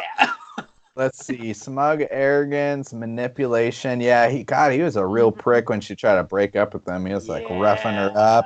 Then he goes in her house and like fucks up all her shit. Like, damn, dude. Yeah, rips up the bed. He gets like a little rapey. He knocks over the glass Yeah. milk. Yeah. He's a douchebag for sure. Yeah. Definitely takes the cooter cake this week, I believe. Yeah. We got a winner. Good call. Good call, Nicole. What was his name? Steve. Yeah, he is fucking Steve Kemp. God. Steve. He's got that like 70s like haircut too that like kind of looks like he's from No Country for Old Men or whatever. Yeah. Did he have a mustache? I feel like he had a beard. I think he had like the 70s blonde beard kicking. Yeah, I think you're right. I think he had a beard, but maybe not a mustache. So that kind of like Polish cut or with that weird 70s style that I don't understand. Yeah, there was some weird hair in this movie for sure. Weird hair. Yeah, but yeah, that farmer or mechanic guy, he was a good runner up though. He was a piece of shit to his wife, looking for the hookers and everything. Yeah. So maybe this might be the last thing I say about the book, but in the book, like he's so much worse. Like he is a horrible husband, and basically, his wife has noticed that like their son is starting to like take on some of his negative attributes. And so she's basically desperate to just get her son away from his father for even just a few days to go see how other people live, because she's like, if I don't get out now, my son is going to be just like my husband. And it's like insinuated that he's like abusive, maybe not full on physically abusive, but like emotionally abusive, and like just doesn't give her like any value at all. So so he's definitely up there as well. Damn. Yeah. I wish we got a little more of that. Like, you know, like she's like, oh, I want to go see my sister and boss. I assume she was like taking off, like, I'm out of here, peace, bitch. But yeah, their relationship was weird. But yeah, old Steve, cooter of the week. Indeed. Old Heidelberg, he likes these cooter movies. Every time he picks one, he's got strong cooter candidates. Cooterful. Yeah. I don't know. The dog is like, because you know sometimes we step out of just like the human cooters. We talk about like alien cooters and like ghosty cooters and stuff. He had the ghosty cooters from the Entity. The Entity. Holy shnikes. Yeah, that was definitely. And also like the dude from The Hidden, which was another Heidelberg pick, was pretty cooter, and he was like an alien. Yeah. I don't think the dog really qualifies though. It's just like a poor little dog that gets bit by a bat and goes ape shit. Like, he's not like. If he was like humping a leg, maybe, you know, at the beginning of the movie, maybe you could attribute some. If he lays into you, it's best to just let him finish. God. But no, yeah, he's just doing dog things, you know. He got rabies and he's just eating people up. Nothing you can do, you know. You know, just how nature goes. For sure. Let's go ahead and talk about some news.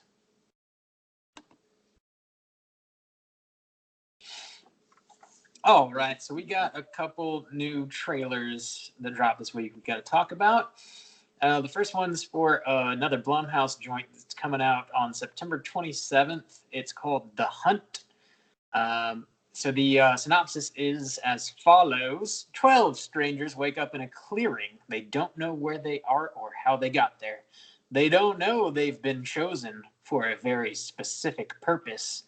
The Hunt. Nah. So, yeah, I don't know. It's got Betty Gilpin in it. It's got some Hilary Swankage in it. It's got so Gilpin is she's in that Glow TV show on Netflix. You guys have seen that before. That's the only thing I've seen her in. But I don't know. How did you guys feel? How did you feel about this trailer here? I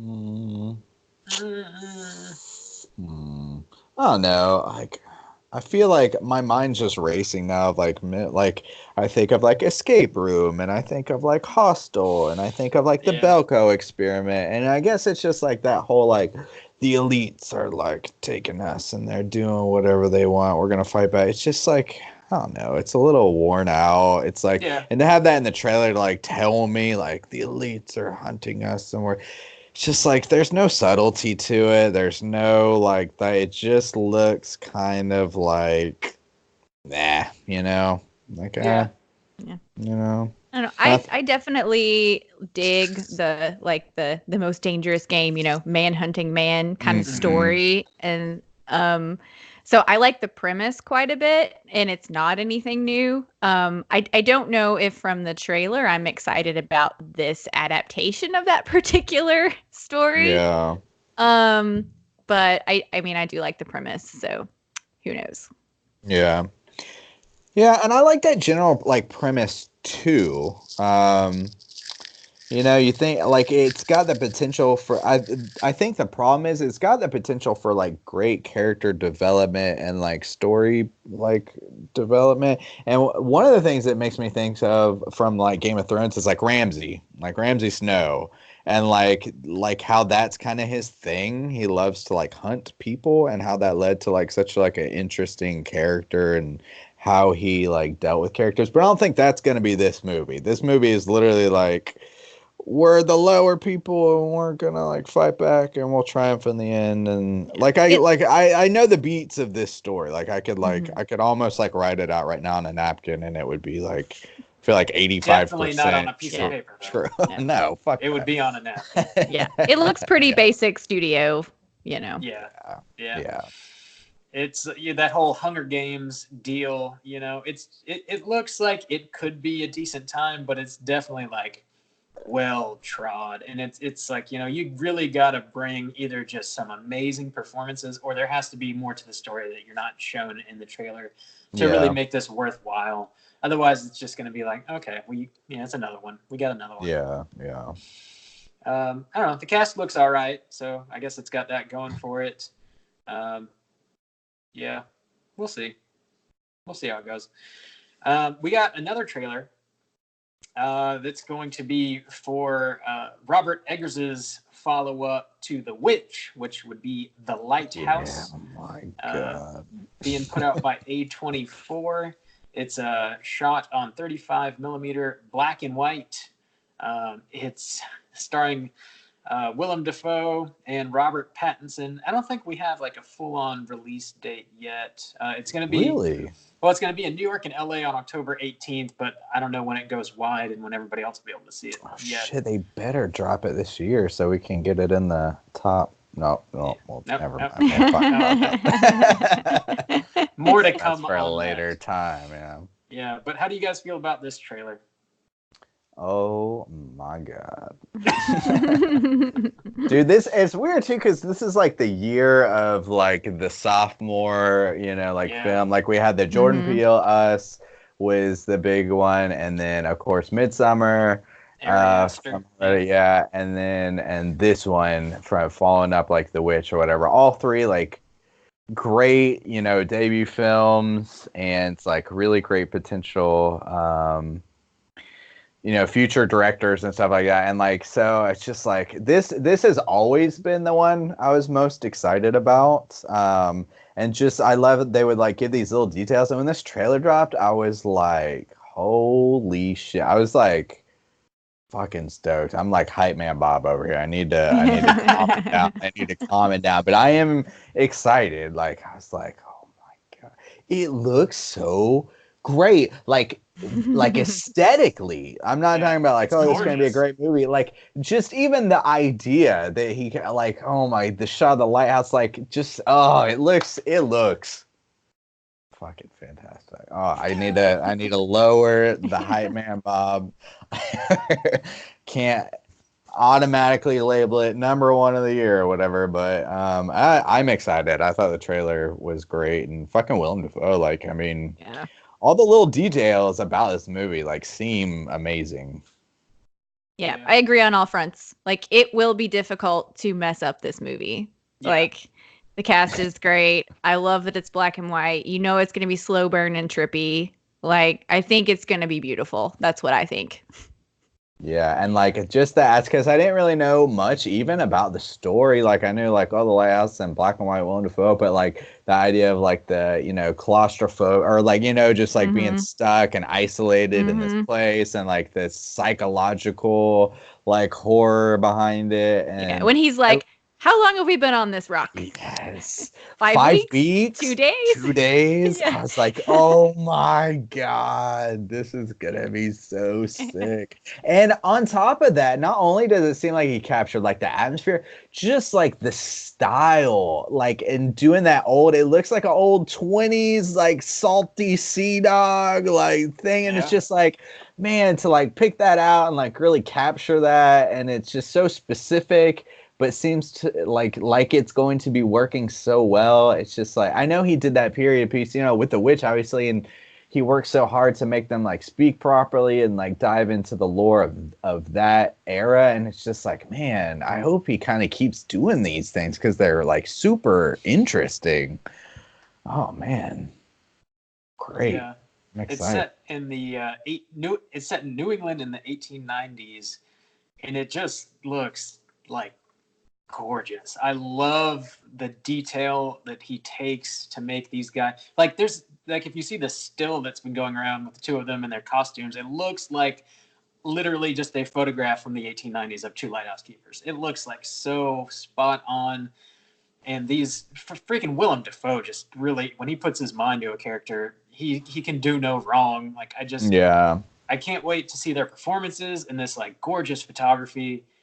I am wildly excited about it for sure. I want to just like take stills from it, just from the trailer, and like frame them and have them hanging on my wall.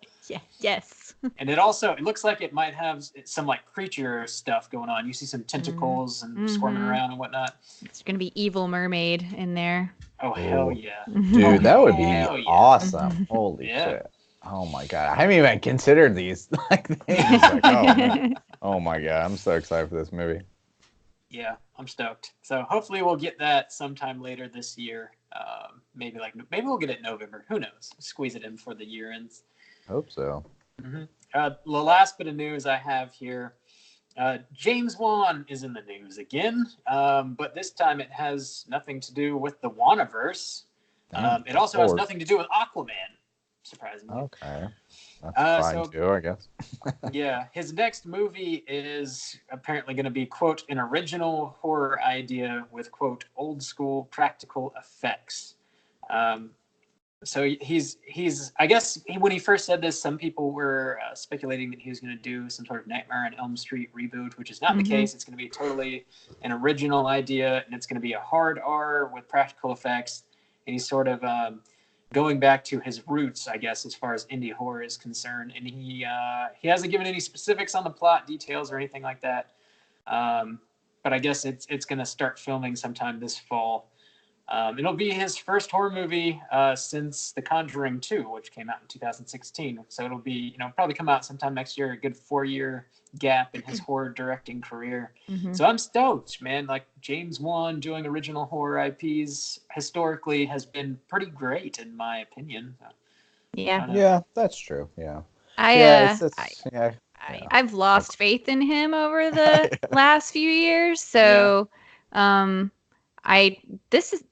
sounds like good news, but I'm not as excited as I would have been. Yeah. So I hope he does something awesome. I do. Yeah. He's starting to hit that Shyamalan territory where really, you're right, Bob. Like, the last one he directed. So like, that's the only difference. It's like, I feel like you hear about him so much, like, oh, James Wan, where it's really, he's allowing people to like slap his name on something. So I'm like, that's kind of for me to get wise to, like, okay, like, is his name just slapped on it, or is he actually involved? Because when he's involved, like, the dude's a good director. But if like produced by, it's like, I don't give a shit anymore if it's produced, or like if it's not. So I guess this will really probably be like the breaking test for that. Like, okay, he's really directing it. It's not some bullshit like spin-off thing where people are just trying to like sell the ticket so they slap his name on it. It's like this. I think this will be like the make or break for that. you know, you gonna Shyamalan me, guy? What are you doing over here? Yeah, but We're see, like, rooting for you, James. yeah, come back to us. Shyamalan's a little different in the fact that like he doesn't really produce things. Not that I know of anyway. Like he just directs, and they're either Just good I or they're meant bad. faith. Yeah, I by meant his as own. far as my faith goes. Yeah, I hear you. But it's like as far as his original horror IPs, like Saw, Insidious, The Conjuring. He did The Conjuring 2. I think he did Insidious 2 as well. He's also got that dull movie Dead Silence. So he's got like the stuff that he's actually directed. I have enjoyed all of it. So I still have faith. I have faith. We shall see. But that's all I got for horror news. Time for some public humiliation. Yeah. Justin. Damn, we need to get our bumps are boo boo right now. We got some work to do. we got like 3 bumps. We need to. I guess this needs a name. I guess I always think of it as like the vinegar hole, but that's so obscure that it's. It barely applies to. We need to think on it some more and get not some boo boo bumps, some sweet bumps going, but let's talk about Bob's ever-growing DVD collection. Bob, we're into the 3rd month now of this segment. You like to purchase physical media, is that correct? Would you say that's a fair assessment? That's an accurate statement, yes. You have quite a large collection already, would you agree? I suppose that's relative, sir. Are you currently running out of space for your physical media? Yes, I'm out of space. You need to buy new furniture for to house your ever-growing physical media collection. I am literally in the market for some additional shelving, sir. Okay, so since June we've been tracking Bob's Blu-ray, Steelbox, DVD purchases, whatever. I'm not hip with the lingo, Bob. You're gonna have to school me one day. But Bob's physical media purchase we're being fair. We're keeping it exclusive to horror purchases, and our goal is to see could Bob have afforded a jet ski by the end of this year if he had saved all of his horror money. Could he have afforded to buy a jet ski instead of all of these horror DVDs? So Bob, we did June. In June, you purchased 14.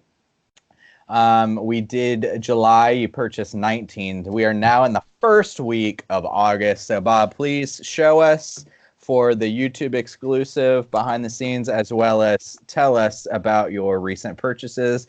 Where'd you get them from? What you got? What you think about them? What you got, Bob? First week of August. We're going to start off.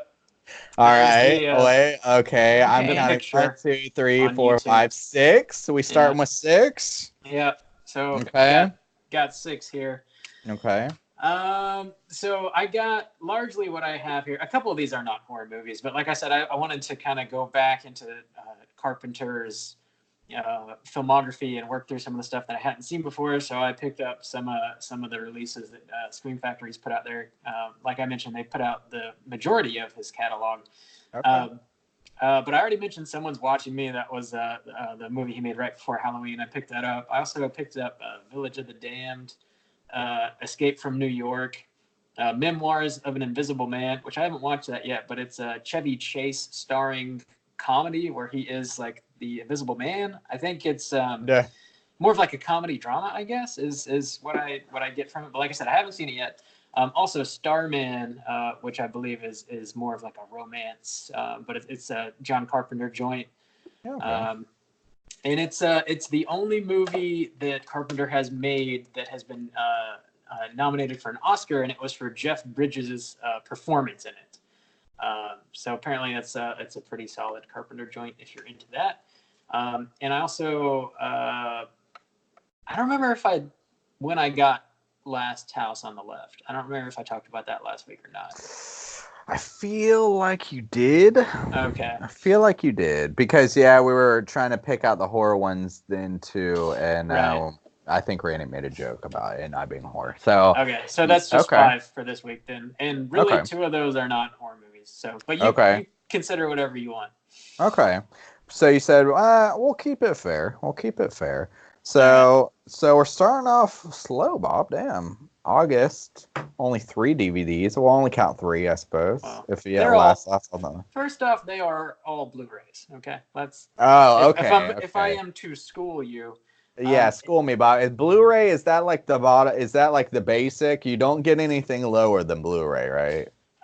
well, yeah. Sometimes you have to purchase things on DVD because they haven't been ported over to Blu-ray yet, or You've got they're. to, yeah. Well, if you want it, yeah. Okay. You All got right. So there's some pretty rare DVDs out there that people resell for large quantities of money that are unruly, stuff that's out of print and that you can no longer find. So if you're buying the Steelbook Blue case, is that what you call it? What do they call it, Bob? Yeah, Steelbooks. Yeah. Yeah, Steelbooks. Steelbooks. Is that a Blu-ray? Is it just a special kind of Blu-ray? Like, is Yeah, it the packaging and what comes it's with just it? yeah, it's just the box that it comes in is actually a metal case. That's all it is. It's just a different. Oh, It's in okay. the packaging. It has But it nothing to do. contains a Blu-ray. Correct. Yeah, or a 4K. Yeah. Or a 4K. Okay. Yeah. Yeah. Okay. You're learning. You're learning. What are I'm these? proud of What do you think a steel box? What do you think a typical steel box runs these days? It Steel all book. it all depends, man. It varies. I mean, you could probably get $45. one. No. You could get one for like $5, or you might spend 60. like $30 max, or unless it's like something that's out of print and people are selling secondhand, and they get crazy with it, and you might get it for like $50 or $100. Like eBay nerds go wild, Do you get like a sweet like insert in the steel book? Like, do you get like something really cool, like the lyric book or something like that? Sometimes it just depends. Or is on it who's just putting it out. metal? It's just Yeah. metal. Yeah, you might get like a poster with it, or a book with like essays in it, or like behind the scenes photos, or lobby cards, or people like You Arrow need to get back usually on does it that. up You need to pretty get good. back on that YouTube series, Bob's Blu-rays, and tell us what's coming in Yeah. these steelbooks, Bob. What's exclusive? What are we getting here? You're right. So I you do. said most of these came from Scream Factory. Yeah, they actually all did, with the exception of Last House on the left. That was an Arrow steelbook that I believe is exclusive to FYE. Like, you can only get it in stores at FYE. But the rest you can get off the internet. Holy Yeah, shit. from Scream Factory's FYE. website or Amazon, which I usually get through Amazon because it's a few bucks cheaper typically. Gotcha. What I know you said that Vinegar Syndrome usually releases about like 4 movies a month or something like that. Have you seen what they're going to be releasing this month so far? I don't think they've announced it. I don't think they've announced August yet. Yeah, but it's usually 4 movies. Okay. Mm-hmm. All right. Maybe we'll be getting down in the hole later this month. Maybe. It's possible. We'll see. Vinegar hole. Yeah. How many of the 4 that they released last month, how many did you purchase? 0. Oh, you didn't like any of their releases, huh? Ooh, self-control. Well, they put out some weird stuff. I mean, obviously they put out weird stuff, but some of it is like interesting old horror movies that I've never heard of before. But some of it is like they'll put out some like 70s blaxploitation movies, and they'll put out like some random like drama movie, and they'll put out like legit weird 60s porno and like stuff that I just have no interest in buying. So I don't believe you. Yeah, you should believe me.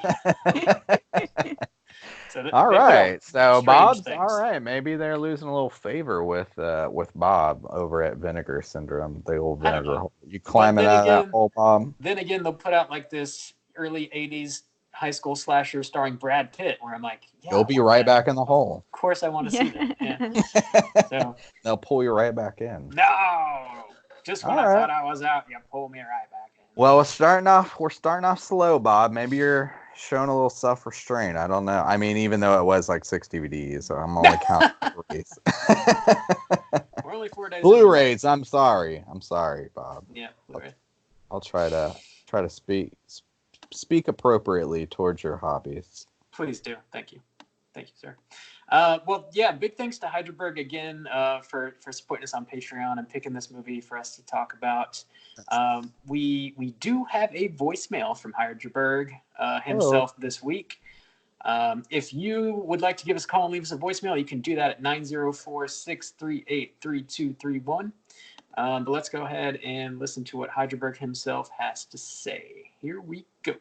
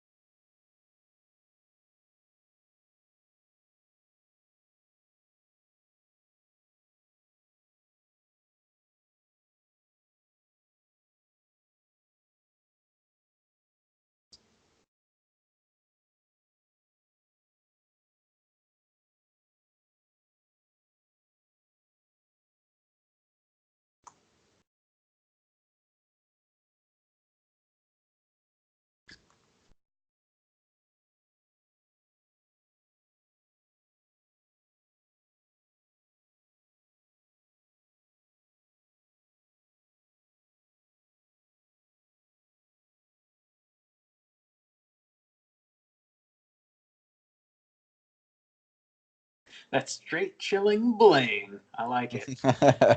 I know. See, even the listeners are trying to get in on these bumps. Bob, what is this segment called? Do we even know anymore? Hotline Scream. It's called Hotline Scream. It is When called the Hotline Scream. I do like that 2 weeks in a row we've had voicemails from people who have sang. I hope that continues. Just people keep singing on our voicemails. Yeah. Thanks again for picking the movie Heidelberg. It's always cool watching movies that we otherwise might not ever see or get a chance to talk about on the show. Like having people pick movies for us to watch. It usually is something like crazy, like, oh yeah, I never have seen The Hidden, or like even heard about The Hidden, I don't know if like anybody's The Burbs was picked once. So like most of the movies I've never seen before. Like, and I feel like 90% of the movies that are chosen I've never seen before, which is awesome. Thank you for making me watch most. And generally, I feel like they're generally positive. The Frighteners, no. Serbian film, no. But for the most part, I guess even Cujo kind of falls on the negative because I only gave it a 2. But, whatever. Still, I appreciate you. Appreciate you. Appreciate you. Appreciate you. Hard with us squad. Speaking of hard with us, when does that tier open back up, Bob? We do it like I guess the next tier will be the last of the year, right? So this will be the last chance you'll have 2019 to pick a film for us to watch. Yeah. And that'll be, September? Yeah, the You Pick the Flick tier on our Patreon page, we open it up quarterly. So every 3 months, we put 5 spots on there for you to pick a movie for us to talk about. We try to put it up a couple weeks, at least a couple weeks in advance before that quarter starts. So we'll put it out probably early to middle of September, and then we'll start talking about those picks in October, November, and December of this year. So it'll probably be in maybe like 4 to 6 weeks we'll drop it, and y'all can pick the flicks. Those things are going like hotcakes. Hot takes, hot cakes. We just need to add more time to the universe is what we need, so we can have so we have time to watch more movies. More weeks to the year is what we need. Yep. But that's pretty much it for us here at Straight Chilling this week. Nicole, thank you so much for coming on. It's always a pleasure having you. Of course. I'm so happy to be here and to nerd out about Stephen King with you guys. Yes, Nicole, do you want to plug your stuff, your stuff again at the end? Sure. So I have my own horror podcast. It's called Chiaroscuro Horror. You can find it in all the places, iTunes, Spotify, all the major places, or at chiaroscurohorror.com. And my next episode is coming out mid to the end of the month. It just kind of depends on how long it takes me to put it all together. But it's called Meltdown, and I'm going to be talking about Chernobyl and The Hills Have Eyes and Silent Hill. Nice. Cool. So, yeah, I'm pretty excited about it. Talking about all the man-made stuff gone wrong. So it'll be fun. I'm into that. Yeah. And it's spelled Quro. Like, every time I try to talk about the podcast, I'm always like, man, I need to spell it for people. Get ready. Here it comes. This is the one and only CHIAROSCURO. And I have to go to my own website to look it up to make sure I spell it out loud correctly. So it's not great for branding, but it's a fun name. So yeah. And it gets your point across well. So you got that going for it. Thank you. And also, people might learn a new word. You never know. Yeah, there you go. You might learn. When I was in town, I asked Bob. We were like driving, we were cruising. I was like, "Hey, Bob, what does chiaroscuro mean?" So we were talking about you, Nicole. Oh, did he know? Leisurely drive. He said it was an art term, black and white, right? Yeah, basically, it's like a technique that a bunch of Italians back in the day used, and they would do super, super dark darks and super, super light lights to create this super dramatic effect in their paintings. And they were usually, not your typical, like, Monet water lilies. We're talking about, like, the one that's on my website, it's called Judith Beheads Holofernes, and it's a woman cutting a guy's head off. Hey, there you go. Nice. So, dramatic. Female empowerment. Let's do it. Hashtag feminism. Yeah. Hashtag appreciate you. Cool. So definitely check out Nicole's stuff. It's dope. I guess that's pretty much it for this week. Thanks again, Nicole. We're going to be back next week with a brand new show. We're going to be talking about new release, Scary Stories to Tell in the Dark. Whoa. Yes. Well, it's time for that already. Spooky ooky. Yeah, I know. August is here. It's crazy. Ooh, here we go. It's crazy. Bob, popping that Cujo. That is correct. I gotta go Halloween shopping. Oh my lord! We need to add that. To the jet ski count. I'm being fair with the non-horror DVDs, Bob. I don't know if I can let these decorations slide. I guess we'll see. But until next week, please rate, review, and subscribe to us on iTunes. We really, really do appreciate it. It's an easy way to support the show that only takes a minute or two of your time. It helps people find us that might not know we exist already. And this week, actually, it legitimately did help us.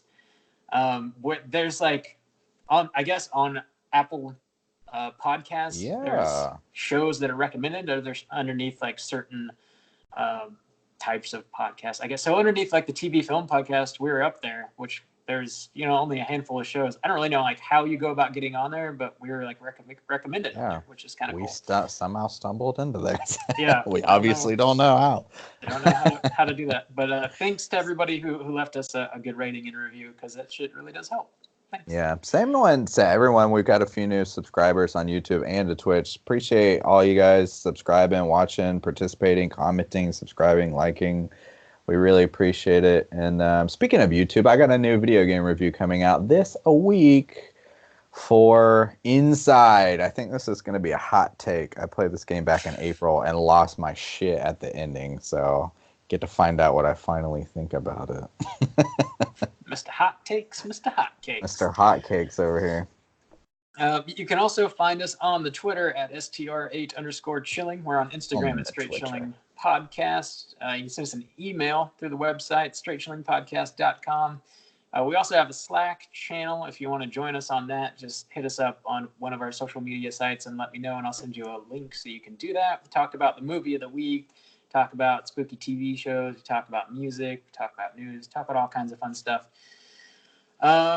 Check us out on the Twitch and the YouTubes, and I think that's everything we have to show.